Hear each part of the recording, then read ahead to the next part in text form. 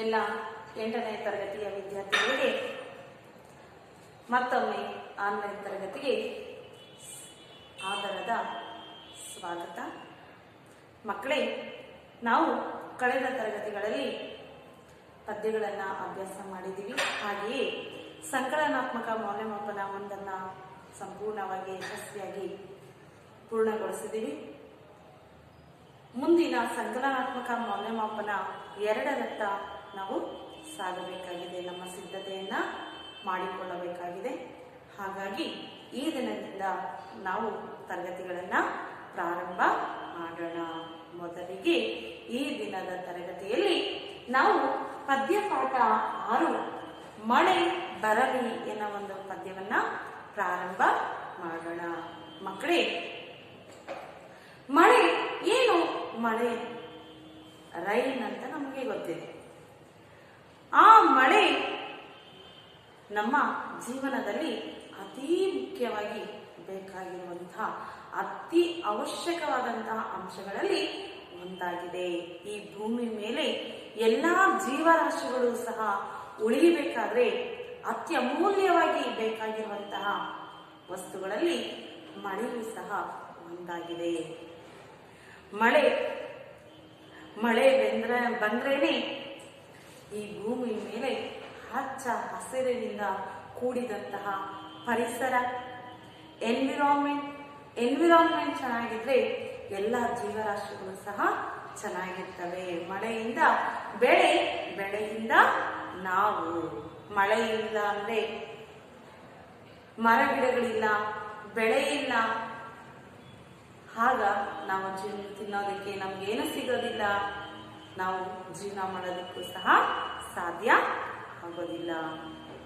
ಮಳೆ ಅಂದರೆ ತುಂಬಾ ತುಂಬಾ ಇಂಪಾರ್ಟೆಂಟು, ಪ್ರಾಮುಖ್ಯತೆಯನ್ನ ಪಡ್ಕೊಂಡಿದೆ. ಆದ್ರೆ ಮಳೆಯಿಂದ ನಮಗೆ ಅಡ್ವಾಂಟೇಜಸ್ ಇದೆ, ಡಿಸ್ಅಡ್ವಾಂಟೇಜಸ್ ಸಹ ಇದೆ. ಅಂತಂದ್ರೆ ಮಹತ್ವನೂ ಇದೆ. ಅಂದ್ರೆ ಮಳೆಯಿಂದ ನಮಗೆ ಹೆಚ್ಚು ಅನುಕೂಲಗಳು ಇದೆ. ಮಳೆ ಹೆಚ್ಚಾದ್ರೆ ಅದರಿಂದ ಅನಾನುಕೂಲಗಳು ಸಹ ಇದೆ. ಅದಕ್ಕಾಗಿ ಇಲ್ಲಿ ಮಳೆ ಬರಲಿ, ಮಳೆ ಇಲ್ಲ ಅಂತಂದ್ರೆ ನಾವು ಉಳಿಯೋದಕ್ಕೆ ಸಾಧ್ಯ ಇಲ್ಲ ಅನ್ನೋ ಒಂದು ಪದ್ಯ ಭಾಗವನ್ನ ನಮ್ಮೊಂದಿಗೆ ಹಂಚ್ಕೊಳ್ತಾ ಇದ್ದಾರೆ ಕವಯಿತ್ರಿ ಶ್ರೀಮತಿ ಸವಿತಾ ನಾಗಭೂಷಣ್ ಅವರು. ನೋಡಿ ಮಕ್ಕಳೇ, ಪುಟದ ಸಂಖ್ಯೆ 89, ಪದ್ಯಭಾಗ 6 ಮಳೆ ಬರಲಿ. ಸವಿತಾ ನಾಗಭೂಷಣ್ ರವರು ಈ ಒಂದು ಪದ್ಯಭಾಗವನ್ನ ಬರೆದಿದ್ದಾರೆ. ಇವರ ಒಂದು ಕಿರು ಪರಿಚಯವನ್ನ ಮೊದಲಿಗೆ ಮಾಡಿಕೊಳ್ಳೋಣ. ಕೃತಿಕಾರರ ಪರಿಚಯ ಅಥವಾ ಕವಯಿತ್ರಿ ಪರಿಚಯ ಅಂತ ನಾವು ಕರೀಬಹುದು.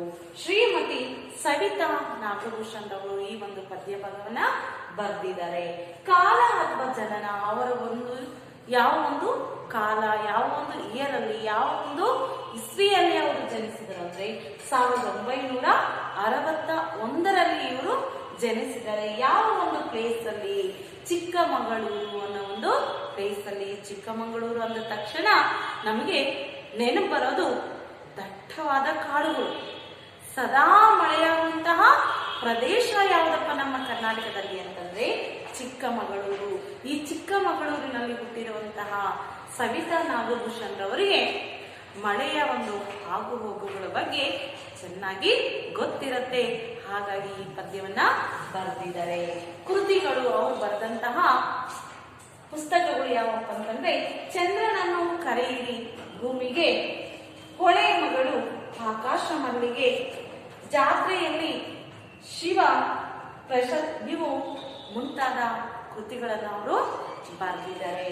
ಹಾಗೆಯೇ ಅವರು ಬಂದಿರುವಂತಹ ಪ್ರಶಸ್ತಿಗಳು ಯಾವಪ್ಪ ಅಂತಂದ್ರೆ ಕರ್ನಾಟಕ ಸಾಹಿತ್ಯ ಅಕಾಡೆಮಿ ಪ್ರಶಸ್ತಿ ಅನ್ನೋ ಒಂದು ಅವಾರ್ಡು ಸಹ ಅವರಿಗೆ ಬಂದಿದೆ.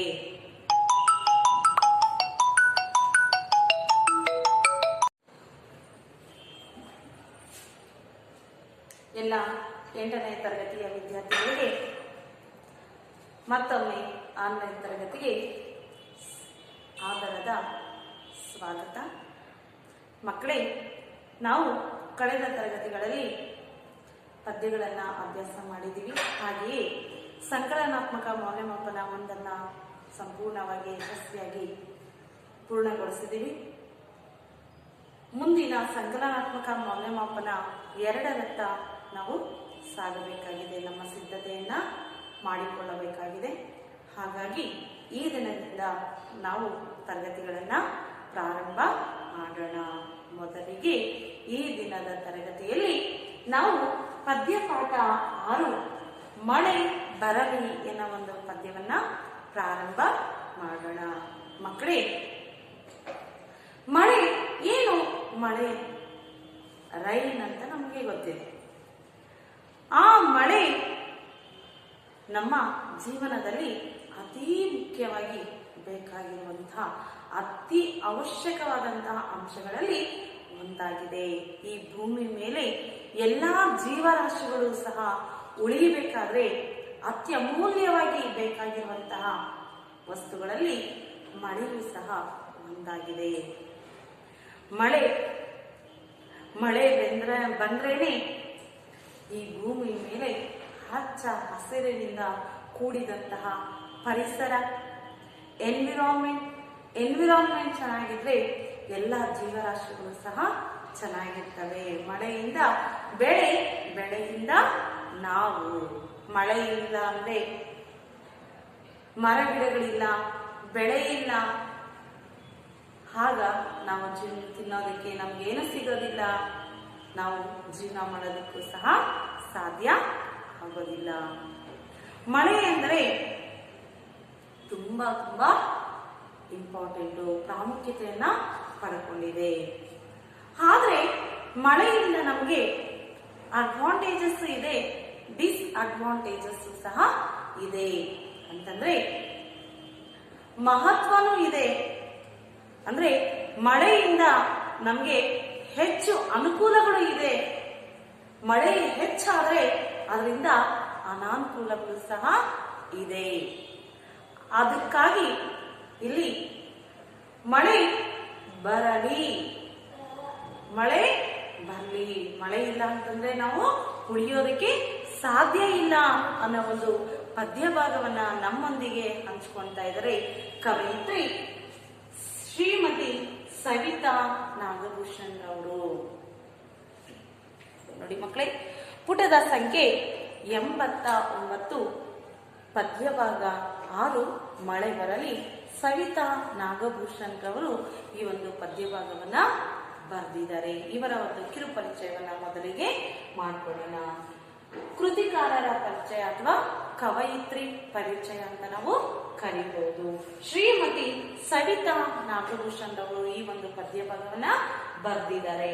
ಕಾಲ ಅಥವಾ ಜನನ, ಅವರ ಯಾವ ಒಂದು ಕಾಲ, ಯಾವ ಒಂದು ಇಯರ್ ಅಲ್ಲಿ, ಯಾವ ಒಂದು ಇಸ್ವಿಯಲ್ಲಿ ಅವರು ಜನಿಸಿದರು ಅಂದ್ರೆ 1961ರಲ್ಲಿ ಇವರು ಜನಿಸಿದ್ದಾರೆ. ಯಾವ ಒಂದು ಪ್ಲೇಸ್ ಅಲ್ಲಿ?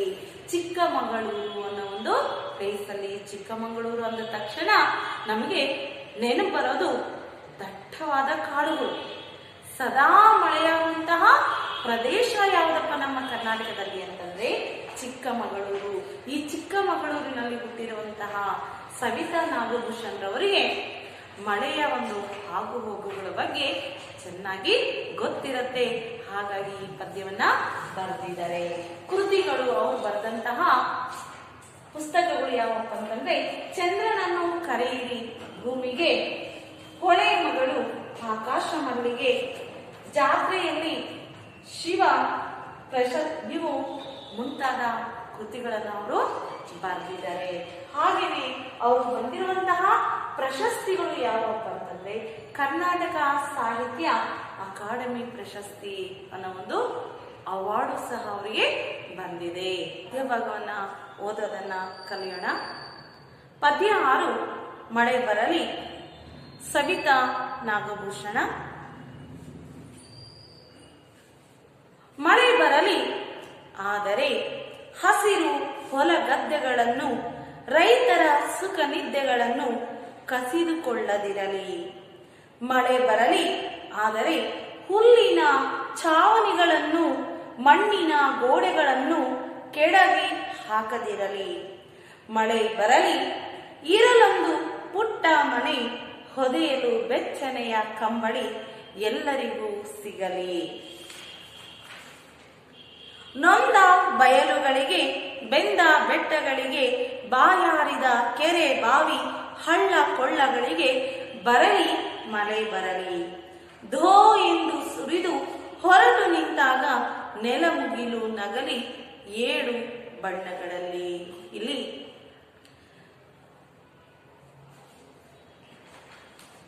ಸವಿತಾ ನಾಗಭೂಷಣ್ ರವರು ಮಳೆ ಬರಲಿ ಅನ್ನೋ ಒಂದು ಪದ್ಯಭಾಗದಲ್ಲಿ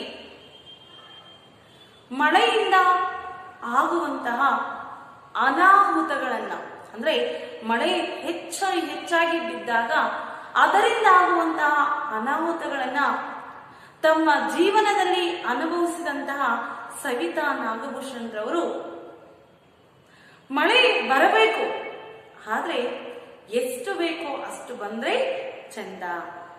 ಮಳೆ ಹೆಚ್ಚು ಬಂದಾಗ ಅದರಿಂದ ಆಗುವಂತಹ ಅನಾಹುತಗಳು ಹೆಚ್ಚಾಗಿರುತ್ತೆ.